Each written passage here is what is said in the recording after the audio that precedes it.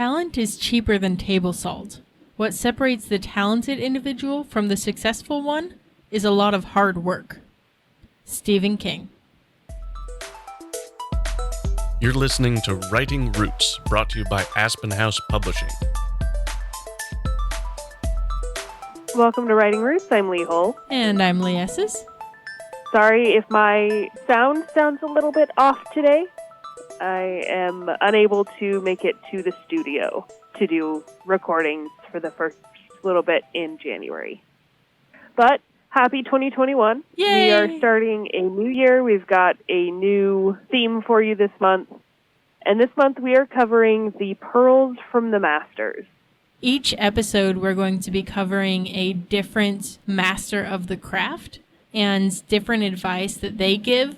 So if you really like the openers of every episode we've done so far, this month is for you because it's a lot of that. So a lot of people will always go to one book in particular if they're learning how to write. And that book is On Writing by Stephen King. So our first master that we're going to cover this month is Stephen King. He is very good at what he does. There's a reason why he basically defined an entire genre. I think most people are at least familiar with his work in some regard. If you aren't, you probably at least know of works like It, Pet Sematary, Carrie. Those were all from the creations of Stephen King. So if you missed our last episode, last Thursday was December 31st. The frequently asked question that we covered was, how do I learn? And we offered some questions about how to analyze advice and feedback. That is going to be our format going forward through this month. And those questions are, do I agree with the advice being given?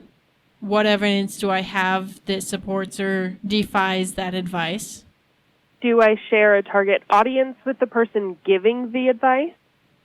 And why am I getting this advice? Are they preaching to the choir, or does this challenge my status quo? And how much do I value this person's opinion? And the final question is, why have they given said advice before?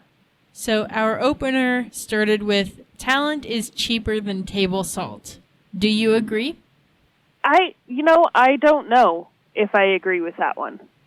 I think mostly what I see is underdeveloped writers. Yes, there are people with some natural talent in writing, but I've also seen quite a few with natural talent that do nothing with it.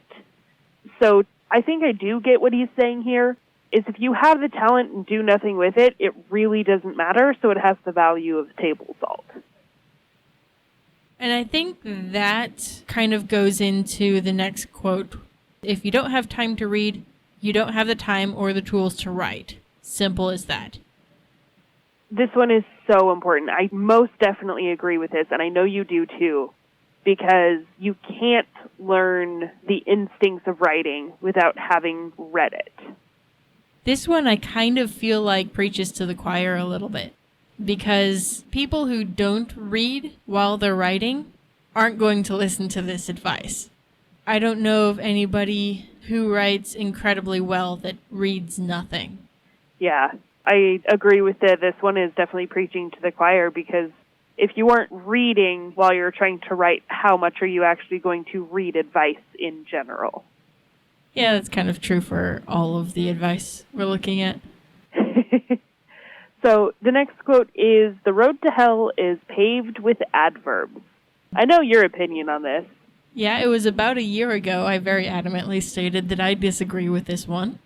I understand why it's said, but it's not actually adverbs that are the problem here. So, yes, this challenges my status quo. No, I do not agree with it whatsoever. But are you willing to listen to it and try to apply its intention to your writing, even if you like to still use adverbs? Its intention is to eliminate redundancy, which I do strive for in my writing. So I will accept that one, yes.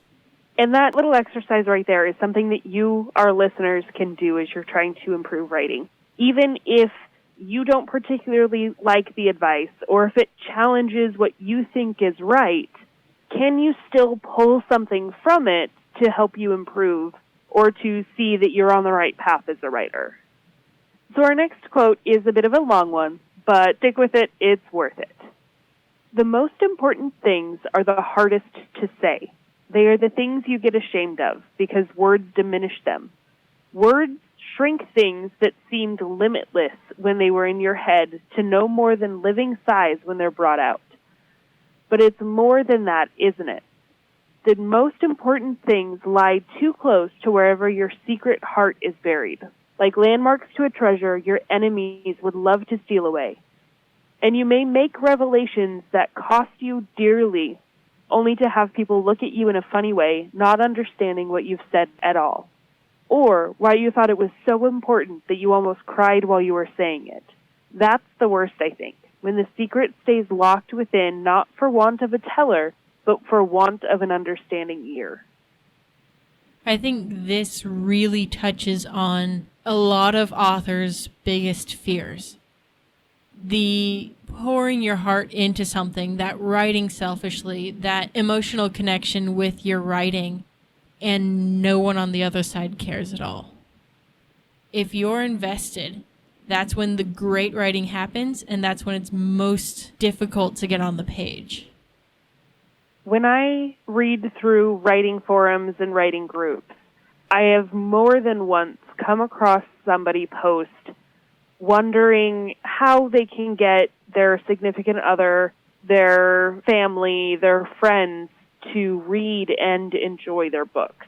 And they all sound so heartbroken that no one close to them cares about what they're doing. It's hard, and like this quote says, it is scary, but the worst thing you can do is keep it locked away because you can't find someone close to you that will listen. Someone out there needs to hear what you have to say, and they never will if you can't put it on the page. Or sometimes it's just you that needs to put it down. Even if no one else reads it, that's what matters, is that you're doing it for you because you have that story that you need to get out. On a little bit lighter note, this next quote is definitely one that I think more developed authors will totally cheer and raise their hands and agree with, but it's quite vexing to new authors, and they don't quite understand how this works. Description begins in the writer's imagination, but it should finish in the reader's. I love this bit of advice. Personally, I agree with it. You can create this beautiful world, you can put the descriptions down on paper, but the readers will be the ones to visualize it. I think as an author, this can challenge some people to not feed everything to your reader. I think that's what a lot of authors can take away from this particular quote, is you don't have to define the exact calendar system of this fantasy realm. You can leave some of that world building in your reader's imagination, and they will be that much more invested because of it.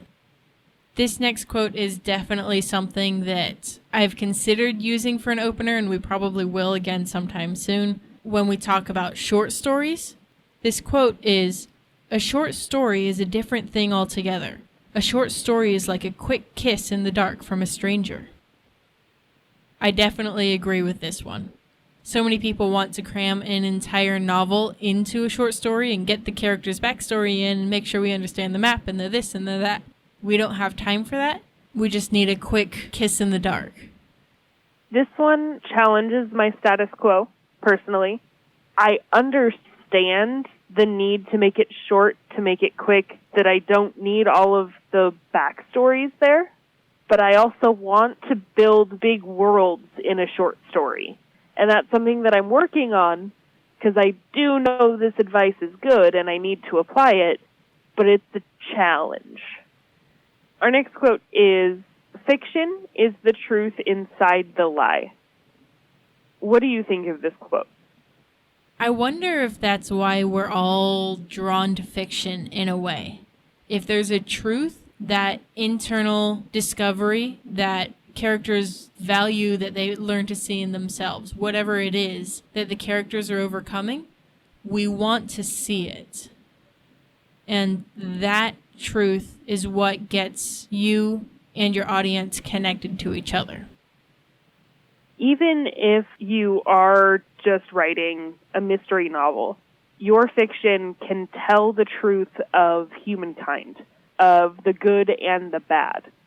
And that's a lot of what fiction does, is shows us people, real people as they actually are, even though the characters are completely fictional.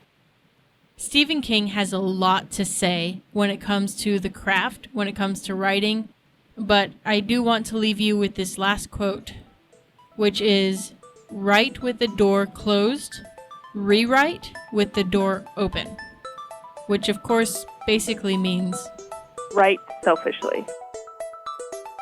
If you have a question or comment for our hosts or a topic you'd like us to cover, send us an email at writingroots@aspenhousepublishing.com or find us on Facebook by searching for Aspen House Publishing.